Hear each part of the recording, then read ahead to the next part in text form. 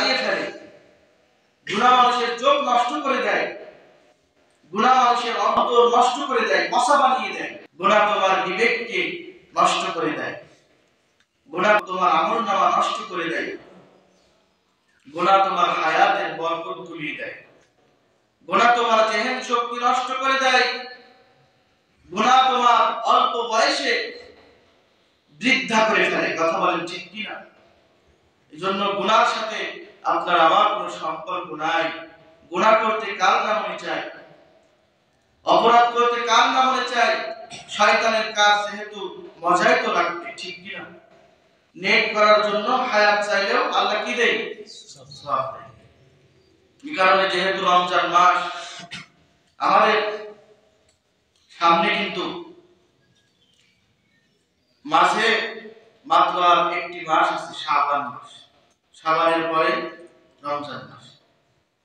দিন কি দ্রুত চলে যাচ্ছে। সেদিনকে না রমজান পার করলাম, আবার দেখেন আমাদের মাঝে রমজান হাজির। তবে রমজান আসে আমাদেরকে ইফতারি খাওয়ানোর জন্য না, রমজান আসে আমাদের সাহরি খাওয়ানোর জন্য না, রমজান আসে আমাদের তাকওয়াবান হওয়ার জন্য। কথা বলে ঠিক কিনা? কিন্তু কিছু মুসলমান আছে রমজান পেয়েও অপরাধ ছাড়তে পারে না, রমজান আসলেও তারা অপরাধ করতে থাকে। কথা বলে ঠিক কিনা? কারণ তাদের এটা পেশা হয়ে গেছে, নেশা হয়ে গেছে। রমজান তো একের পর এক আসতেছে। যারা 50 বছর হায়াত পেয়েছে তারা জীবনে 10 বছর বাদ দিয়ে 40 বছর পর্যন্ত 40টা রমজান পেয়েছে। আল্লাহ জানে তাদের জীবনে একটা রোজা, আমাদের জীবনে একটা রোজা কবুল হয়েছে কিনা। জীবনে যদি একটা রমজান আমরা পেয়ে যাই, কবুলিয়াত রমজান, তাহলে আর কোনো বাধা নেই জান্নাতে যেতে। জান্নাতে যেতে আর কোনো বাধা থাকবে না। কিন্তু আমরা শুধু রমজান আসলে আনন্দ করি, খুশি হই, কিন্তু রমজানে কি কাজ, কি করতে হবে? রমজান মাসে গুনাহ থেকে আমাদেরকে নিজেকে বাঁচিয়ে রাখতে হবে। কারণ গুনাহ এটা ভয়ঙ্কর একটা ব্যাধি। গুনাহ মানুষকে জ্বালিয়ে ফেলে, গুনাহ মানুষের চোখ নষ্ট করে দেয়, গুনাহ মানুষের অন্তর পোড়ায় দেয়, অন্তর নষ্ট করে দেয়, কসা বানিয়ে দেয়।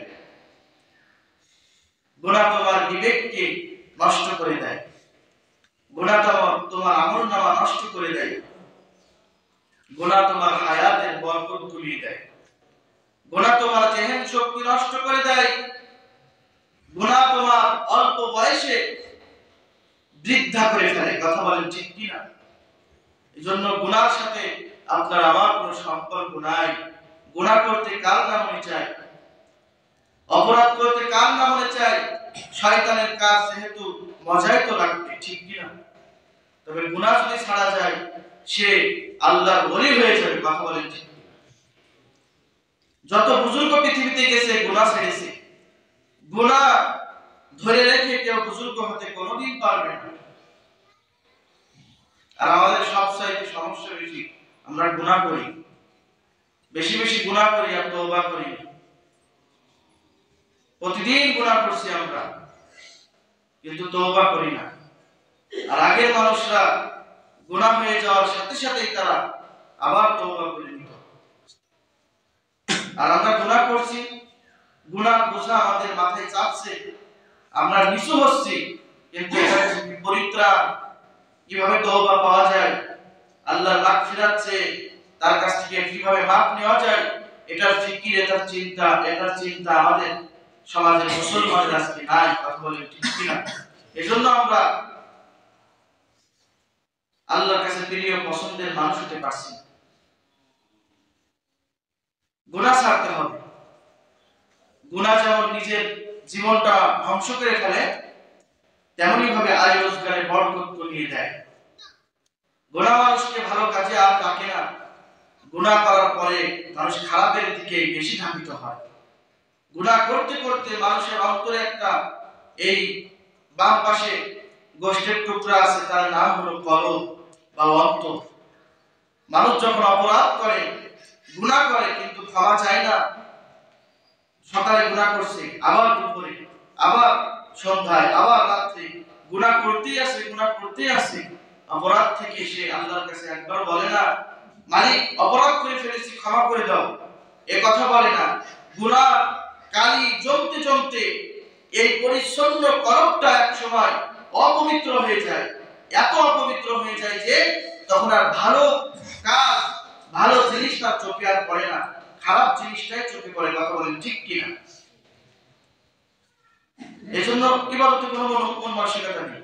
নামাজ পড়তে হচ্ছে তাই পড়ছি, কিন্তু এটা যে আল্লাহর হুকুম, আমি কিভাবে পড়ছি, আমার কতটুকু এর ভিতরে নামাজের মধ্যে গাহক আছে, নামাজ পড়ছি এইভাবে, কিন্তু এটা যে আল্লাহর হুকুম, আমি আল্লাহর সামনে দাঁড়িয়েছি একটা ভয় ভীতি নিয়ে, যে আল্লাহ আমাকে দেখছে, পড়তে হয় পড়ছি, জুমাতে আসতে হয় এসেছি টুপি একটা পড়ে, অথচ ফজর নাই, জোহর নাই, মাগরিব নাই, ইশা নাই, কোনো ওয়াক্ত নাই, জুমাতে হাজির হয়ে গেছে। মানুষ আজকে জিনা করাকেই গুনাহ মনে করে, মানুষকে কতল করাকেই গুনাহ মনে করে, সুদ ঘুষ খাওয়াকেই গুনাহ মনে করে। নামাজ ছাড়া এটা গুনাহ মনে করে না, নামাজ ছাড়া এটা অপরাধ মনে করে না, রোজা ছাড়া এটা অপরাধ মনে করে না মানুষ। নামাজ ছাড়া যে সবচাইতে জঘন্য অপরাধ গুনাহ, এটাকে মানুষ গুনাহই মনে করে না, মনে করে শুধু জিনা করাটাই, অন্যকে কষ্ট দেওয়াটাই গুনাহ।